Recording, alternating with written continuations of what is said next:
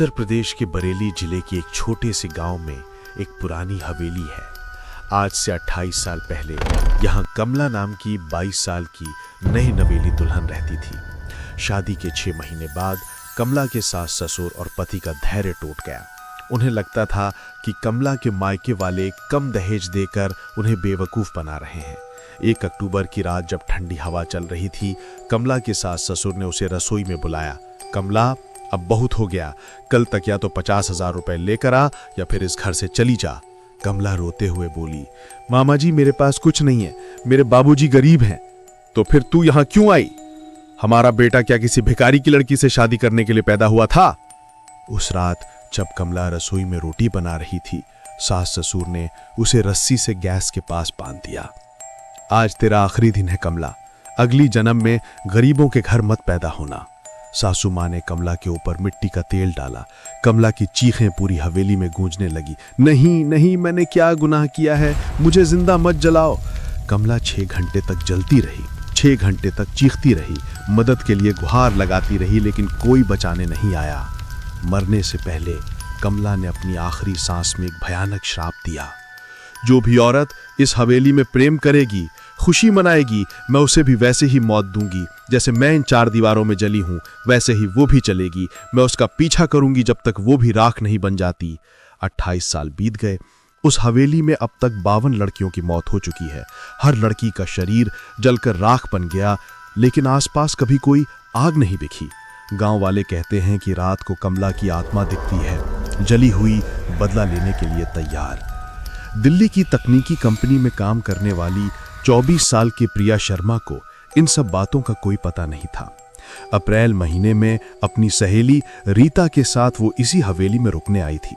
घूमने फिरने का शौक था प्रिया का। पहली रात हवेली का रखवाला मुन्ना उन्हें ऊपर के कमरे में ले गया। दीदी, एक बात का ख्याल रखना, रात में नीचे की तरफ मत जाना और कोई अजीब आवाज आए तो नजरअंदाज कर देना। क्यों, क्या समस्या है नीचे? अब कुछ नहीं दीदी, बस यहाँ रात को अजीब चीजें होती रहती हैं। रात के 2 बजे प्रिया की नींद टूटी। नीचे से किसी औरत के रोने की आवाज आ रही थी। आग, बचाओ, मुझे बचाओ, बहुत जल रहा है। प्रिया ने रीता को उठाया। सुन रही है, कोई मदद मांग रहा है। दोनों नीचे गईं। पुराना रसोई घर था, अंधेरा था, लेकिन कोने में कोई रोशनी जैसी चमक रही थी। वहां कोई नहीं था, लेकिन हवा में जलने की गंध थी। यहां तो कोई नहीं है, रीता बोली। रसोई घर का दरवाजा बंद हो गया। अचानक कमरे की गर्मी बढ़ने लगी। दीवार पर एक परछाई दिखी, किसी औरत की, लेकिन बहुत विकृत। तुमने मेरी जगह पर कदम रखा है, एक भयानक आवाज गूंजी। दीवार की परछाई बड़ी होने लगी, फिर उसमें से एक जली हुई औरत बाहर निकली। मैं कमला हूं और तुम दोनों ने मेरी जगह को अपवित्र किया है, अब तुम्हारी बारी है जलने की। रीता चीखी, दरवाजा खोलने की कोशिश करी, लेकिन वो तब तक गर्म हो गया था। कमला धीरे धीरे उनकी तरफ बढ़ी। उसके हर कदम के साथ कमरा और गर्म होता जा रहा था। प्रिया के दूरभाष का शीशा फट गया गर्मी से। रीता के बाल झुलसने लगे। पहले तू, कमला ने रीता की तरफ हाथ बढ़ाया। जैसे ही कमला की जली हुई उंगलियां रीता के चेहरे को छुईं, रीता का पूरा शरीर आग पकड़ गया। वो चीखते हुए फर्श पर गिर पड़ी। प्रिया डर में देख रही थी। रीता 2 मिनट में पूरी तरह जलकर राख बन गई। अब तेरी बारी, कमला प्रिया की तरफ मुड़ी, लेकिन अचानक मुर्गे की आवाज आई। सुबह हो रही थी। कमला गायब हो गई। दरवाजा खुल गया, सिर्फ रीता की राख बाकी थी। प्रिया भागकर दिल्ली पहुंची, लेकिन कमला उसके साथ आ गई थी। दफ्तर में प्रिया की मेज पर कागज अपने आप जलने लगे। साथियों को लगा कि हवा की मशीन में खराबी है। रेलगाड़ी में यात्रा करते समय प्रिया को लगा कि कोई उसे पीछा कर रहा है। पीछे मुड़कर देखा तो भीड़ में कमला खड़ी थी।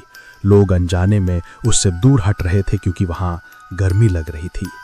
दुकान के बाजार में चलती सीढ़ी पर कमला प्रिया के ठीक पीछे आ गई। उसकी चुन्नी का कोना जलने लगा। प्रिया की मां ने एक तांत्रिक के पास भेजा।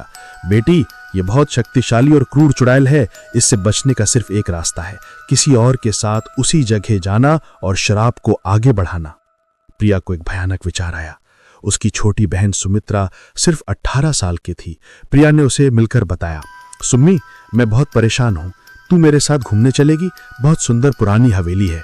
सुमित्रा खुश हो गई। दीदी हाँ, कब चलना है? अगले दिन दोनों बहनें उसी गांव पहुंची। रात को हवेली के उसी कमरे में प्रिया ने सुमित्रा से कहा कि वो थोड़ी देर बाहर जाकर आ रही है।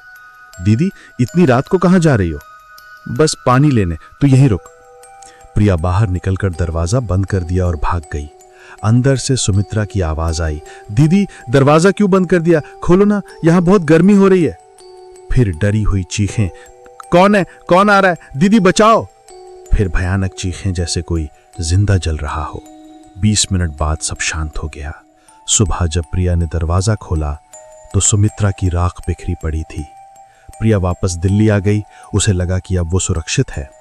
2 महीने बाद प्रिया अपने मकान में शांति से सो रही थी। अचानक उसकी नींद टूटी। कमरे में धुएं की गंध आ रही थी। शीशे में कमला खड़ी थी, लेकिन इस बार उसके साथ सुमित्रा भी थी। दोनों जली हुई, दोनों क्रोध से भरी। सोचा था बच गई, तेरी बहन तो मर गई, लेकिन अब वो भी मेरे साथ है। अब हम दोनों तरह इंतजार कर रहे थे। सुमित्रा की जली हुई आत्मा बोली, दीदी तूने मुझे धोखा दिया, अब तू भी हमारे साथ आ। प्रिया की सांस फूलने लगी। कमरे का तापमान तेजी से बढ़ने लगा। इस बार कोई बचने का रास्ता नहीं है। 2 महीने प्रतीक्षा की है, अब तू भी वैसी ही जलेगी जैसे हम लोग जली थी। कमला और सुमित्रा दोनों शीशे से बाहर निकली। दोनों के हाथ में जलती हुई दिया सलाई थी। प्रिया चीखी, लेकिन कोई सुनने वाला नहीं था। अगली सुबह प्रिया के पड़ोसियों को धुएं की गंध आई। दमकल आई तो मकान में सिर्फ राख मिली। 53वीं लड़की का शिकार पूरा हुआ। कमला का श्राप जारी है। अगला शिकार कौन होगा?